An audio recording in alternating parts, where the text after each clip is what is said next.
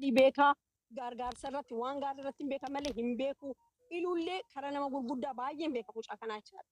Kanaaf iluu egaa leencuu maleen gadda didichiisteen illee narraa kaffalta malee aan obboleettiin kee hattuu ta'e na faare. Sorry, yoom si arrabse an takkaa mana barandee sorry. Rabbi hin dhageenyaan iluu si arrabse dhaggeeffatu. Dhugaa rabbi ani dhugaa kabaja qabaata namni na arrabse hin jiru. Reestoorantii biraa laal kennumaa kan naannoo kennaa dhufe wallolaa turre warra Dubaay wallaa arrabsaa ture ijoollee teennaa taganda keenya garuu ana maqaallee hin dhooyne jechuu barbaade akkasin alaa. Dhugaa lakki si arrabse hin dhageenyaan. Wallahi ani walla gummaa ta'uu kee osoo hin ta'in homa si taate waan si beeku fi si gala miti dhimma usee dhageeffadha guyyaa namni maqaa si balleessuu barbaade waan kana beekee ashitti ol galchillee hin jiru jalqaba. Ol seente nullee hin saamamne mucaan keenya tokko jette waluma jala xaaxaa goote nutti himte gabbuute. Allaqe gastii akkuma amma ati seente inuun seene kennaan seene kana seename jechuudha. Taak lammata ati dhufte isii fida jennaan abbicha mallaqaa wajjin dubbadhaa jette. Kabajaa keetiif mirga keetii eeguuf haa fidanii jedhee dhiise. Si gala miti. Because fedhu idiitingii haa ta'u, fedhu dhugaa haa ta'u, waraqaa eega abbaan itti guyyaa idiitii haa godhanii eega waraqaa harkaa qabaatanii abbaan raamaal goota ragaan kunootii jira nama osoo nama biraa taate nama hin beekne nama yookiin kabajaa isaan qabanne taate si gala miti dhiise. Mirga kee eegee dhiise. Ammallee asitti ma dhageeffatu. Ani ammallee sitti. Nusi jaalanna si kabanya obboleetti teenna rabbitu sillee wallaggaan godhee bakka ofii jaalatetti si uume gurballee rabbitu baaletti uume isin hunduu ilmaan oromooti ijatti yalaman anaaf akkanaatti jechuudha. Yoo haasawaa keessatti dogoggorri jiraate ammallee deemee ati haadha ilmaanitti dhiifama isa biraa mootu yoo ashitti hojii dubbii barbaadde rakkoon qabu sheeritti gooneef nama sheeriin fidanii fi maasa asirra namicha wajjin eegatee mootu.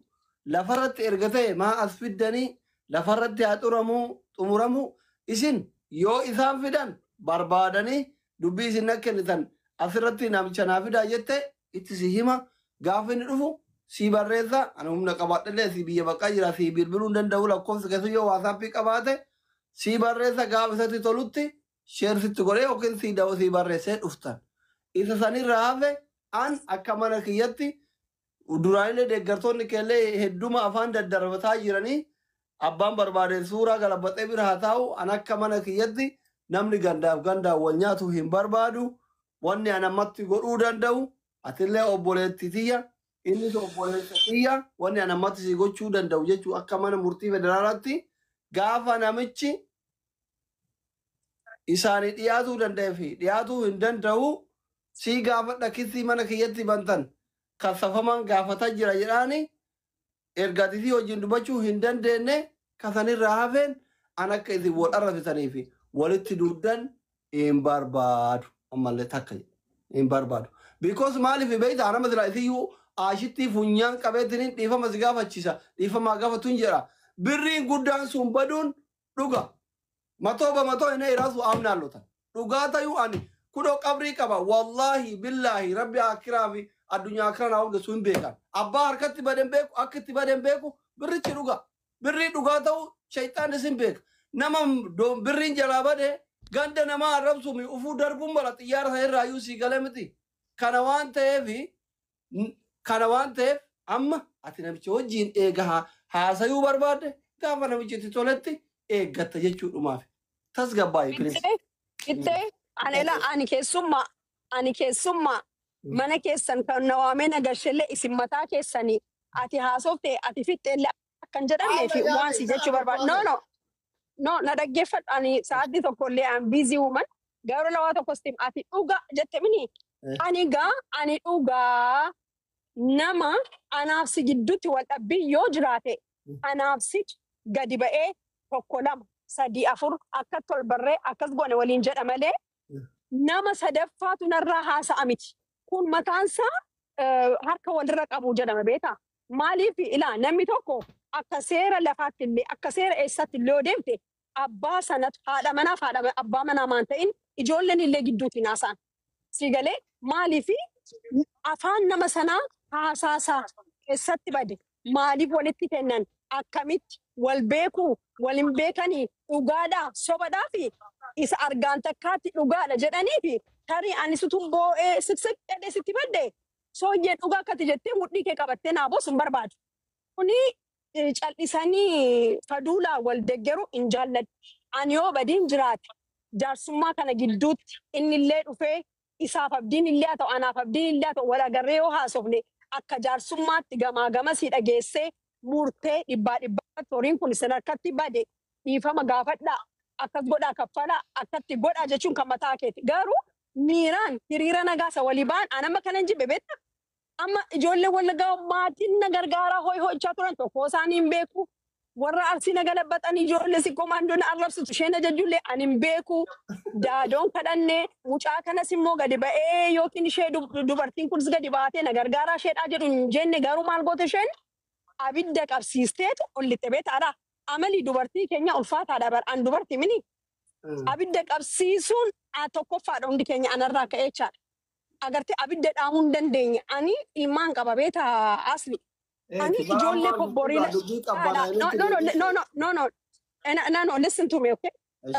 Ijoolleen kee kuni badii ati har'a dalagdee gaarummaa ati hojjette caalaa badichatu mul'ata gatii ta'e beetaa akka nama uffata adii irratti waa xuraa'aan tokko bu'ee namni hin bareedde jechuudha mudaa sirraa baasuudha beetaa. Inni kun baay'ee na gaddisiisa asli ani abashaan duuddee mana kanatti duuddee. Amma immoo gaafa Oromoon itti duudu annan ba'aan jedhe. Amma firoon nyaatii naa jettanii miiraan dubbatanitti gaafa ga'u dhugaa rabbi arrabbitti hin kennadhe awwaa tokko illee haasofne. Bu'aa ba'ee an keessa ba'ee as ga'e tokko. Ani ganda qabaadhee ganda koo jala dhokachuun barbaadu. Akka nama biizinasiittis immoo biizinasii koo jala dhokachuun barbaadu. Ani haqa kootiin taa'ee haqa koo naa muramuudha. Amma namichi dhufuu namichi dakasa seeti. Si keessa maan dheeddani. Maalitti si federaalaa gurraachaa moo maaloon jedhamu fudhatu. Ela ashittiin isaaf maalitti oolti. Ani I'm sorry maqaa namaa meeshin gochuun jaalladhu. Isaaf maalitti oolti. Abbeeraadha antala abbeeraati. Obboleessa obboleettiidha. Haadha manaadha. Yoo haadha manaa taate haadha manaan narraa baatee dubbatu. Haadha manaan taane taanaan garuu akka seeraatti akka lafaatti akka maalittu narraa dubbachuu hin dandeessu. Seeraan taanaan seeraan goolabamaa fi waan hin dandeenye tokko garuu abidda qabsiisan dhuunfaan ani maaliin jedhe har'a gaafan gadi ba'u. Reeffoo gashuufoo boossu namoo akkamsiisuu boossu maaliif reeffa koo gashuu barbaadan isiniin jedhu baqaan heezzan kooti baay'een gaddaan beetaa. Dhugaa siin jedhaa bara. Wanta maqaa balleessii kana fakkaate kun hin jiru aslii koo doontii akka salphaatti hin ilaaliin haadhoo koo waan har'aatti asitti ta'aa jiru beetaa. Ani abbaan koo nama guddaa armeen koo nama guddaa. Hannaan hin beekamnu sobaan hin beekamnu haadha akkas ta'e gaafa akka iizii wayii jedhamee cicciramee na bira ga'e gurri koo hin dhageenye utuu isheen odeessitu ani hin dhageenye garuu inni murmuramee deemu kun immoo murmuramee na bira dhufe. Ani immoo akkuma sanatti aaree hin galu si bira jedheen ofii koo galee achi kottu immoo aslii biratti himadhuu feeriidha asliin naan immoo si bira dhufe dhugumayyuu na kabajjeen na deebiste kanadha anammayyuu waan hin barbaadu namni keessaan beenne. Haasa'uun barbaachisu ila guba haasa'uun barbaachisu ila gubataa marqaa gubataa targaa hidhe sitti beera al meeqa eeguu darbes yoo hubatte gubataa sana barta si galee an si beeka akkaataan itti si beeku adda iluutiin badambi no maqa hostiriin naa stoorii iluu beeka sirriitti si galee har'a yoo narkatti bade na bira dhaabbachuu hin dandeessu haqa bade garuu karaa tokko narraa duwwaan dhaga'iina. Obboleessas obboleettis haa ta'u namni na himate kun isarraas dhagaa narraas dhagaa maaltu deemaa jira sooyyeen maala soote sheeki jiru bar narraa dubbachuu danda'u maa jaarsummaan teessani narraan dubbattan akkasti an kan keessa miniyoo. Sinatti izi koo gaa'es miliyoona 2 sooyyeen fudhatte warri kiiloolee gaafan banu maa bante jedhamee duulli natti gaggeeffame hedduudha barbaadde dabarse wambarii duwwaasaa qabadhe akka dhala Oromootti baay'een dabarsee bara. Mana kana dadhabeen iddana siin ga'ee booddee moo maqaa baduu mannaa mataan baduu fayyadee Oromoon. Dhuunfatanii asli maqaan koo akkatti mana baduu inni bibuuf mishaal. Tuun borontuu hedhe piroofaayilii kaawwattanii geerarurra wanta kana sirreessitan isinii wayyi.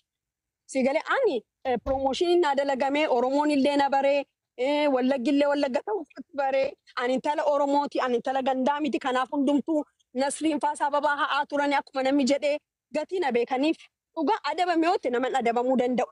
Dhaggeeffadhootti nama si dhaggeeffachuu danda'u si gale malee namni dhumedhee namarraati sirbuu miti. Kanadhaan kabaja keessaniif hin gale har'ayyuu jechuun koo nama arrabsine haqa koon gaafadha akka dubartummaa si galee haqa dadhabbii koon gaafadha. Mana kana Oromoo godhaan hundeessitu kiiloleeti. Manni kun mana Oromooti. Kan beela itti nyaateera. Taazee iddootti taa'ani. Mana kanaa nama 15 ta'anii barbaadan bishaan dhuga. Amma duula dhaqinatti natti gaggeeffame maa cubbuun hin jiru. Si galee amma dhandhamadhee immoo faadhee jabaadheen immoo iddan asirra ga'e immoo booddee kan nagootatu hedduun. Ani maali jee pilliis namooti Oromoo biizinasii gaafa banatani yoo dandeessani sappoorti godhaa jabaadhaadha. Yoo dandeessani immoo dhiisaa. Narraa barumsa argadhaa. Waliin cabsiinaa jedhe malee haqa namaan gaafatamin alaakuma ammas kanadha. Waan an jechuu qabus kanadha. Kana caalaas waan hin haasa'u hin qabu. Akka fiddanii fi keessan naa xumura. Kana keessa hin jirre garuu akkuma nama haqaaf dhugaa haa ba'uu irratti immoo deeggarsa kenninuutti keessaa baastee too dubbattee sirraa bareeda kan jedhu siif qaba. Yoo sitti mul'achuu baates akka barbaadde mirga guutuu qaba. Akkami beektaa ammallee bakkaati keessaa obbaas maal jedhu. Abbaan manaa jiru jaartiin dubbachuun eeke. Sana mana murtii. Amma akkasitti akka hubattu barbaada dhagaye. Sooyyeen illee mataa isaa sii galeera sooyyee fakkeenyaaf ashittii irraa muufii qabda yoo ta'e maal ashittiin umurii ishee waggaa 18 ka dabarte of dandeessee sooyyeef ashittii dubbachuutu walirraa bareeda walitti dubbachuutu walirraa bareeda malee hamzaako koffiyyaa kaasii yeroo jedhamtu ati immoo waa biraa gaafa dubbattu. Ammallee akkin jee dubbii yeroo lama garana deebisteetuma dubbataa harta. Ani bakka kana keessa akkasiin jechaa jiru. Dheengaddallee as jala teessee dhaggeeffachaa turtee dhimma kana goolabnee addaan ba'an yoo barbaachisaa ta'e abdii fi isa waliif finna jenneeti isaanuu wajji dubbachuun qaban jennee goolabneetu addaan yaane.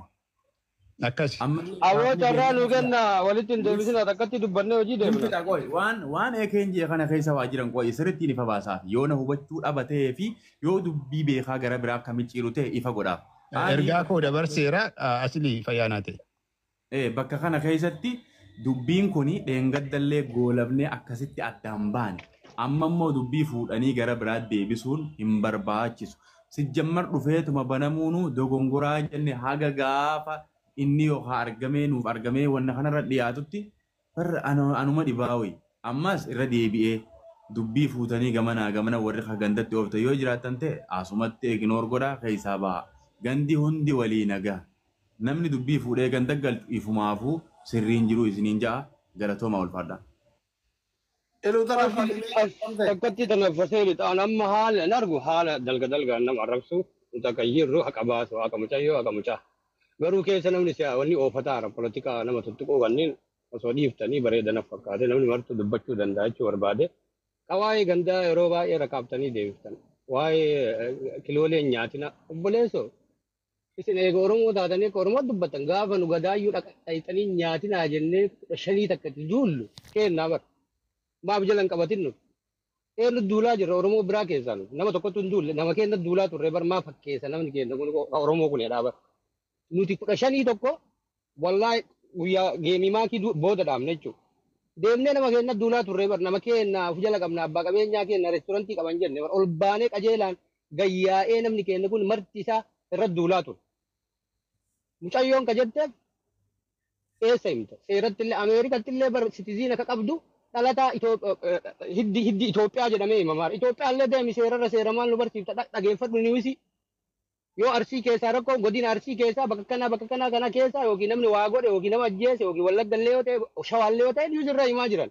Itoophiyaa jedhanii himaa jiranii bar Oromoo illee jedhanii godina isaa wajjin himaa jiran seeratti yoo himuu taatanii jechuu barbaadeet. Innaa waan gara keessaa osoo baatanii gandummatti dhiibaa jiru isin. Nuti dhugaa dubban asliillee nutu fidee abboo warra nu dadhabne sagalee qabda. Sagalee kana nuu ta'ii jennee aslii finne asliin hin jalqabne ka jalqabe nuyi. Eessaan jalqabne Wallaggaan hin jalqabne Booranaan hin jalqabne Arsii keenya kana si koomandoon jalqabne. Yoo dhugaa fudhattan fudhadhaa. Wallaahi natu jalqabe. Ijoollee ta'e narra duulaa irra maan jala deemtanii ilaaltanii. Sooshaal miidiyaarra viidiyoo dalagamu ilaaltanii. Darbee kutaan biraallee nu bira dhufu. Kiyyaa mitiin jedhu fakkeenyaaf akka ijoollee Wallagga keessaan dhuftuun jira ka keessaan fixeef jechuudha. Sooshaal miidiyaarra baasuu osoo barbaade gandummaa osoo ta'e nama san baasaa jechuudha. Maaliif waan dhimma keessa dhumatu achumas fixee bira darbaa jechuudha. Kana himate jecha akka jechuu barbaadeet. Inni biraa keenyaa jedhu fakkeenyaaf Wallagga keessaa yoo dhufte daanii Wallagga yoo ta'e walla godina hedduu qabdi aanaa qabdi ganda qabdi kenna jechuun kasi aanu san faamilii kee jechuun anuu jedhee jira kennaa ho'itan jedhu warri kuwwan kiyyaa miti jechuu osoo hin taane faamilii kiyya si komando keessatti baalema keessatti mucaan kun bakka dhufee qaba saniif kiyyaa jedha akka faamiliitii jechuu fi afaan oromoo loqo da'oon beeyne sun rakkoo keessan garuu borullee nuti ganda maqaa dhooynaa ni gaafanna maaliif hin gaafan obboleessa kiyyaa yoo ta'e haa gaafatan bakki teenna dhufe maaliif faamilii wal beekee wal gaafate ganda wal fidaa jira bar naannoo kennan nam gosa wal geesse gosa walii mataa jira akkamitti baafnaattu wallaahi wallaggaa kana osoo hin ta'in dhaqii gaafadhu kun dubbadhu sooshaal miidiyaa irratti dubbatan gosa walii matanii warra miliyoona lamaaf tuqaa nama jalaa fudhatu gosa walii matanii gosti dubbataa jiru yoo dhugaa walii himnee jechuu barbaade gandummaa keessaa ba'a oromoon tofiitii fi rakkoo keessatti oromoo sagalee ta'a mucayyoo lentee caalleen keenya yoo isiin dhugaa qabaatu dhugaa isii irra deebine anuu dhiifama gaafadha namni martuu dhiifama gaafadhe obboleettii keenya dhugaa qabda